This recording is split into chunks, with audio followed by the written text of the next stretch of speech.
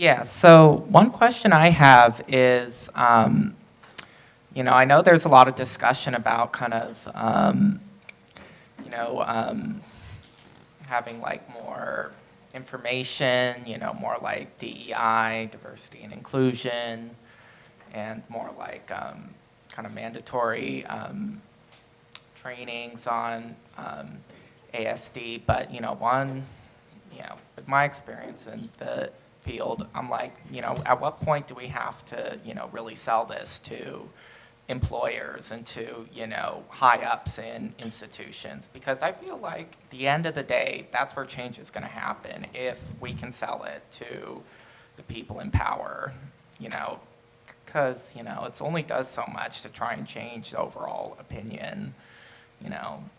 Ultimately, there's one person that kind of signs off on it or not. So, that's really a big thing that I'm passionate about is, how do we get this up the toting line, so to speak? So I agree with the top, but for us in our program, it started at the bottom. So our students got in the jobs, and then they liked their job, and they got good at their job, and they built their skill level, and then their coworkers started to really value them. And then they worked through the summer, their junior year, and proved kind of how they could do. And then as they were entering their senior year, a lot of them said, hey, I'm graduating, I'm going to need a job, just like all seniors, right? And the workplace people said, yeah, you're really valuable. So we were in a hiring freeze at UC Davis. We're still in a hiring freeze. But those worksite supervisors went to their boss, who went to their boss, who went to the top. And UC Davis HR, talent acquisition, created a path through temporary employment services to hire these people in part-time positions. Usually it's only full-time. So they were really responsive to those worksite supervisors because of the value that they saw.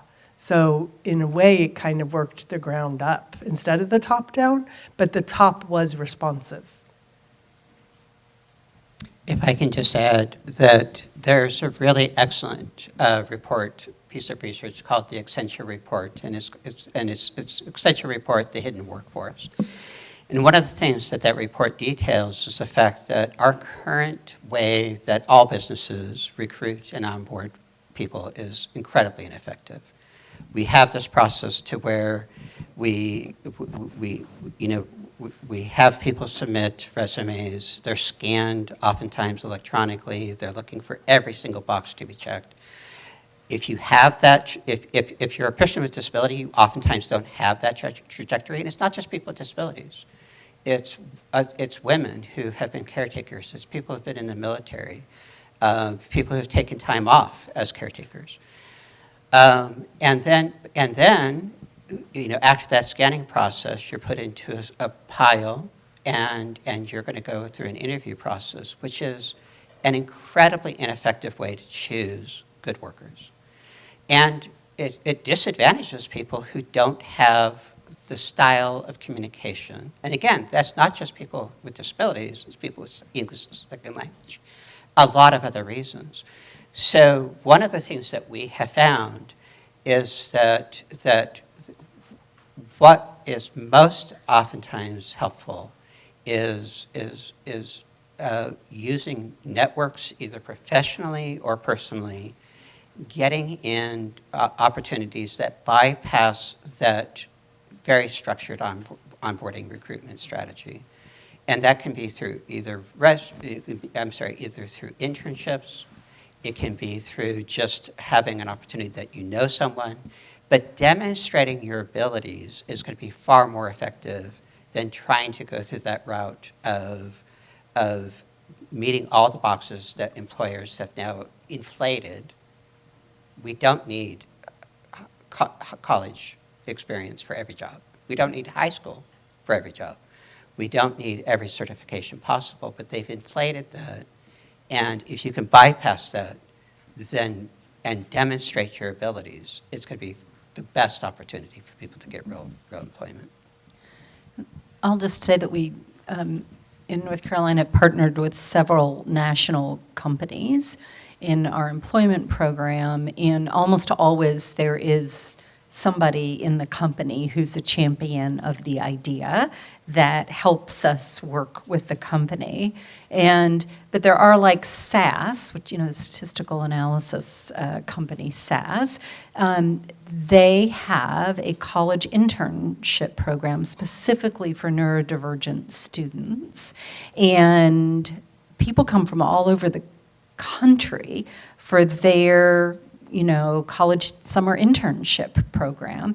But then they get hired, and they get hired at SAS and other companies in the area. So it's a really fantastic kind of what you're doing. It's like the whole culture, it's the most amazing place. The whole culture is accepting of neurodiversity from the top down in terms of the different opportunities that they have. But in order for that to happen, I can name Lincoln Financial, Fidelity, there's lots of companies that we're working with, but you have to have a partner. You have to have a champion that helps you get in, and then you have to work to change the, everything about the way that people think about hiring somebody who's neurodiverse. So like what Steve was just saying, the first thing we do is to say, we don't do interviews, we do job performance demonstrations. That works beautifully to show some of the skills of some of our neurodiverse individuals. So I think you're right, thinking about needing to change the company, show Marjorie's data about how much better you do in company in terms of productivity and revenue, and why it's important to have a neurodiverse population at work. I also think you want to know that there are big businesses, like Laura's talking about, like some of these Autism at Work roundtable kind of companies that have banded together and are doing amazing things in the space and tend to be dealing with very, very able individuals, But there also are many, many small businesses, and really, I think the key thing that you need to do is make an economic argument as to why this person, business owners, they want to make the bottom line work, and they're happy often to have diverse workforces. It's not a political issue, really. It's a profit issue. And so if you can be clever and figure out, especially in some of the smaller businesses, but in larger businesses too, what's the economic argument here? You have a ton of filing that no one's doing, but I have someone here who's really organized, really detail-oriented, and is very loyal employee, and to just be clever about finding opportunities that really meet both. It's a win-win. So. And I'll maybe just say something really quick that actually, there's a little debate going on, within the neurodiversity advocacy movement about just how far can we take this, and is there some limit where we can no longer convince an employer that hiring a certain person is going to be a profitable decision, and what do we do in that case, and does the neurodiversity movement need to be like more radical about advocating larger scale changes to the economic system and stuff like that?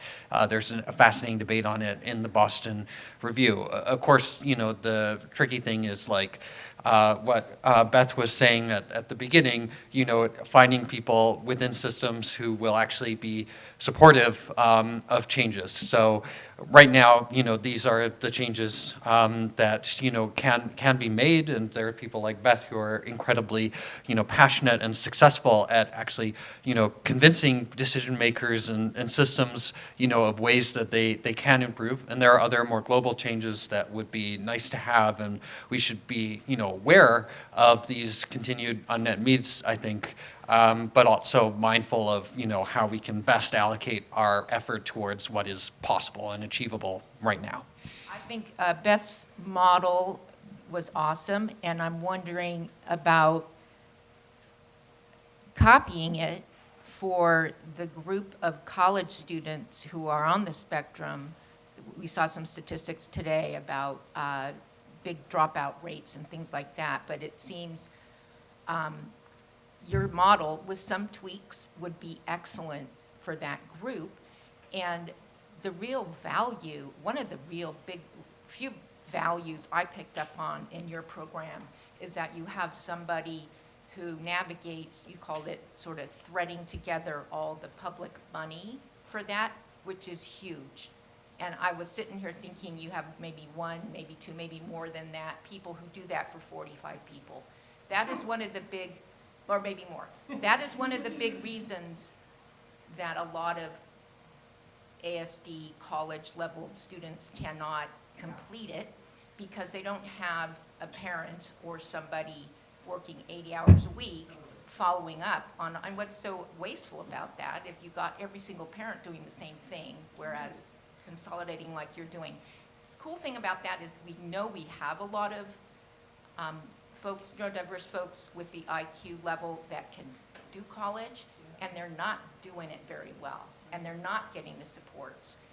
And I think the living together piece that you talked about is huge, and that is also a big area of need for, even if you do get into the college, finding your people is very difficult. So I could just see it, you could scale that up. I don't know what the roadblocks are, but the funding's there is what is, it is there. So I would love to see that. The other piece about that might help, and it's a Patrick question too, is my sense is there's a lot of neurodiverse professors who are masking. And I think if we could figure out a way that they could be more comfortable, maybe once they get tenure, they would be, but it could continue. Patrick's neurodiverse group would probably be, he's done a great job getting it to keep going, but if there were a few passionate professors behind that, very powerful. And then the last thing about BEST program, I was stunned by how many folks did you have 170 volunteers, undergrad, are they volunteers or are they paid? They're paid. Okay, 170 undergrad and graduate students. Amazing. Just Amazing. amazing. Now, maybe you can talk about why, maybe it's because this particular population is attractive. I was trying to figure out why this group before a bunch of ASD 80 to 110 IQers are getting this kind of programming. So anyway, there's a bunch of stuff to talk about. Well, I think the reason we're getting the programming is because of this federal funding. So we launched because of a federal grant that is specific for people with intellectual disabilities. So that is why. You have regional center and DOR. So when we got $2.1 million from the U.S. Department of Ed in 2020 to build the program.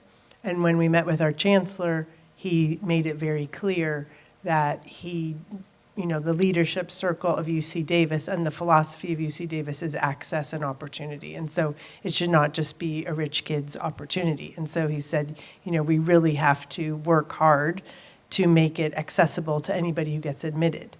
And so we have these giant pots of money. So I'm a parent of a kid with Down syndrome who had to go across the country to a 4-year inclusive college program because there was none here.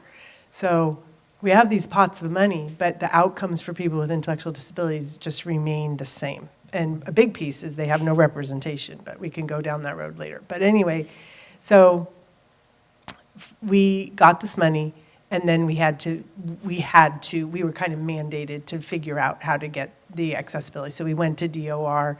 DOR said right away, yes, because they had been funding these inclusive college programs in other states, and it was okay. And when we were graduating our first group, the person who had said yes at the top level of DOR, he said to me, Beth, tell me you have jobs. Tell me they have jobs.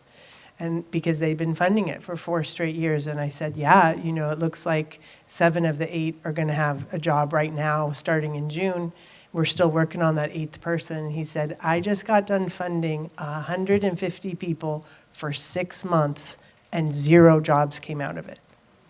So that is how hard it is to build jobs. And, the regional center was slower to do this, but we got vendorized. And there is a special code within the Department of Developmental Services for living with your same age peers on a college campus. They will fund that. They did not ever tell me that. We had to dig it out and find it. So it's so silly, these barriers to entry. But now I go around and just tell everyone, Code 107, like all of you know it. We shouldn't make it so hard, right? So they fund, and then when we first started, we had unpaid mentors in health and wellness, academics, and social inclusion. We only paid our residential living and employment. But it's, again, an access issue. Like, we shouldn't only have mentors who can volunteer, right? We want them to feel their worth. And so we worked with getting regional center vendorization to fund our mentors. But it's a journey to build it, but we cracked the code, and so we can replicate it. And we can help a lot of universities in California replicate it, and, across the US if needed.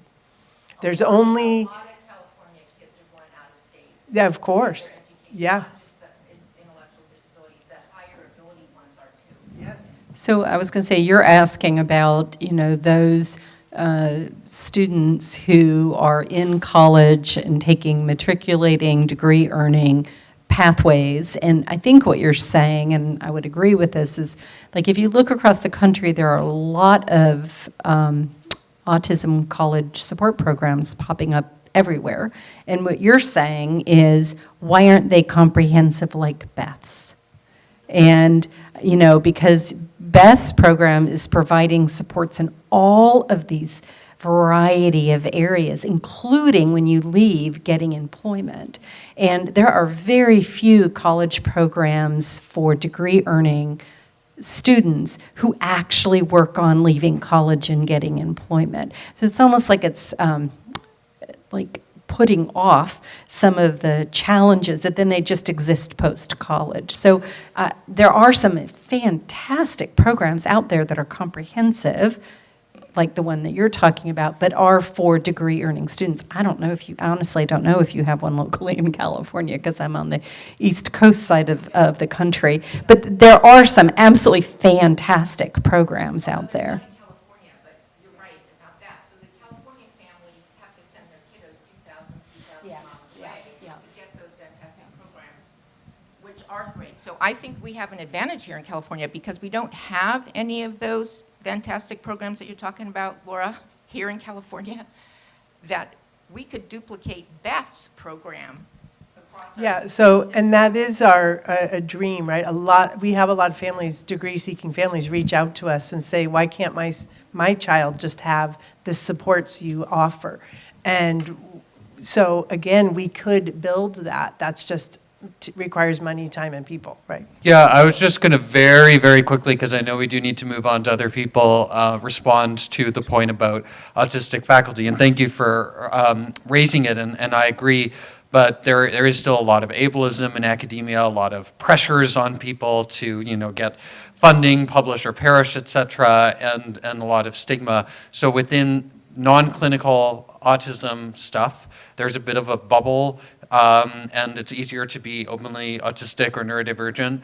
But outside that bubble, in non-autism things or in clinical things, where there's a lot of gatekeeping, is you have to show that you're competent, which is all very ironic because you need more neurodivergent people to have the clinical supports for the so there's a lot of progress that needs to happen there. And thank you for raising the point. So I have a 17-year-old who is about 2 years from obtaining his diploma with supports, the new diploma that they came out with in California, that the alternative pathway to a diploma.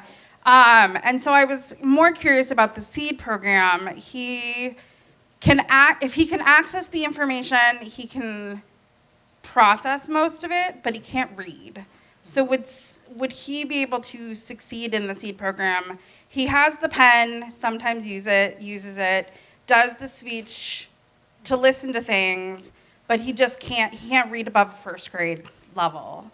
We don't have a reading level requirement. So Okay. if you go to our website, we have the kind of, there's been a lot of research on the predispositions for people who will be successful in these inclusive college programs.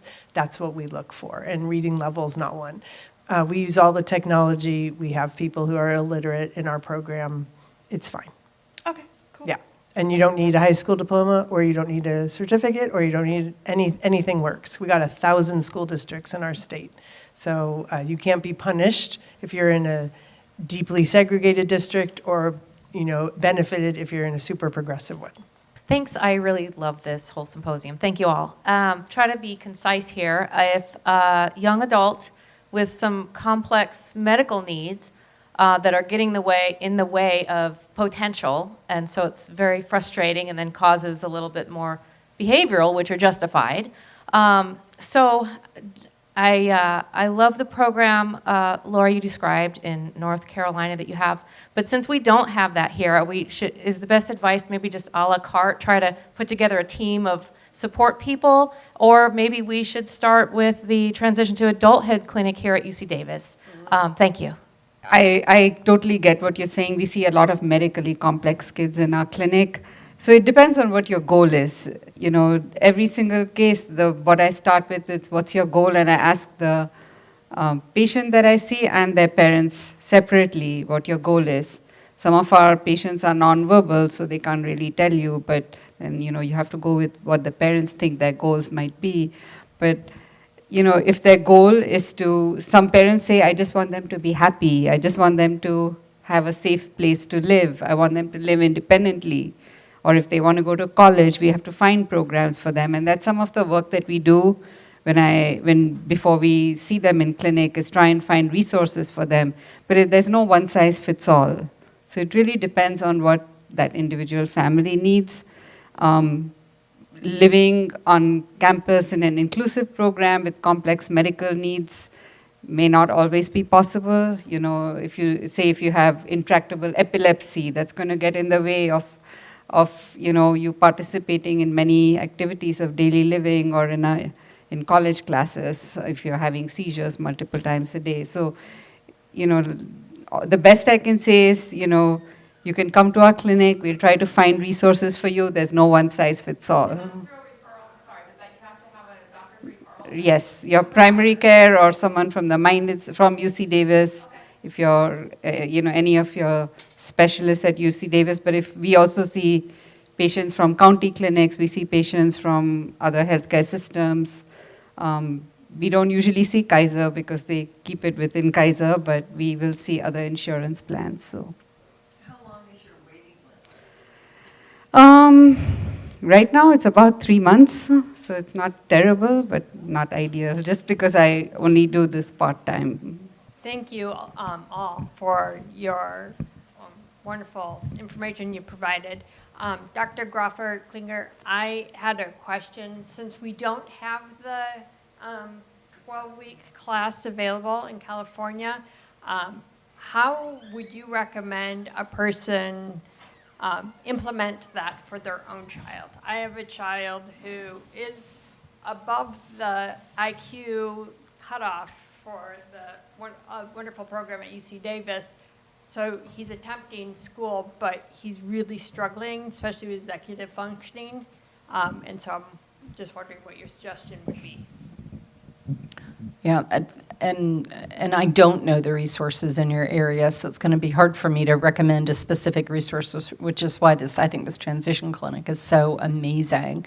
But I do think, like, the different components of the program that I described, it doesn't have to be a community college class. Like, we work one-on-one with teenagers in our autism outpatient clinic, teaching those same executive function skills. So it's just that in terms of broader impact, we're on community college campuses serving 15 autistic adolescents at the same time per campus. So it's just a broader reach to put it in the community college. But you could find a local autism expert in executive function coaching, for example, and they would probably do some of the exact same things that I talked about. So if you're looking at sort of an individual approach, it would be to find, and you guys probably know better than I do, who is a really good autism expert in the area who can help with things like executive functioning or life skills coaching, and those kinds of things I'm imagining can be found in this part of the United States. And I guess real quick follow-up would be, can any of you speak to a good resource for someone in this area to look for information like that? So we do have some people in the area who, we actually have several former clinicians from the Mind Institute who have opened up practices. Tasha Oswald has a open doors therapy, and then Haley Scott has opened up a City of Trees, which I think is actually their diagnostic center. But there are plenty of other people who do that kind of work. And I just wanted to say, you know, does your child have regional center services? Excuse me? Do they have regional center services? No. Okay, yeah. Because that's always the dividing line. Yeah. So, but you and I can connect if you would like. Yes, that'd be wonderful. Thank you very much. Sort of as an add-on to that, as an educational advocate, a challenge that I run into frequently is that, you know, with these transition goals that students are having written into their IEPs, many of them aren't super specific to their actual needs. Many of them don't seem to actually teach the skills they're needing. And executive functioning is an example of one where everyone needs it, and yet when pressed further, it seems that many of the school staff don't actually know how to teach a student and how to modify the way that they typically teach everyone else. And I run into it almost weekly, and I'm kind of at a loss as well because I also need that skill. And I'm not sure where to direct the team to, I think, figure out how they can modify for students so that their transition goals are meaningful and they're actually, you know, getting that diploma with skills so that they can continue further instead of just getting dumped into college. So there is a evidence-based executive function program called Unstuck and on Target that was developed for younger school-aged individuals, but then it's been sort of brought up to a high school level, and I always think that that program would be a good first step before you take my program, which is really designed for what do you do after you leave high school. But the Unstuck and on Target program is amazing. It's published and it's available, and I think that is a fantastic choice for if you're thinking from a educator perspective, where's a curriculum that's evidence-based, that it's created, that high school educators could implement. That's the one I would recommend. The UC Davis Mind Institute was founded in 1998 with the promise to reduce and prevent the disabilities that can be associated with autism and other neurodevelopmental conditions. Every day, our clinicians and researchers make progress on that promise. Our groundbreaking research on autism, Fragile X syndrome, chromosome 22q11.2 deletion syndrome, ADHD, and other conditions associated with disability are helping affected individuals achieve their fullest potential. Please visit our website or our social media platforms to find out more about current studies, upcoming events, and how you can help make a difference.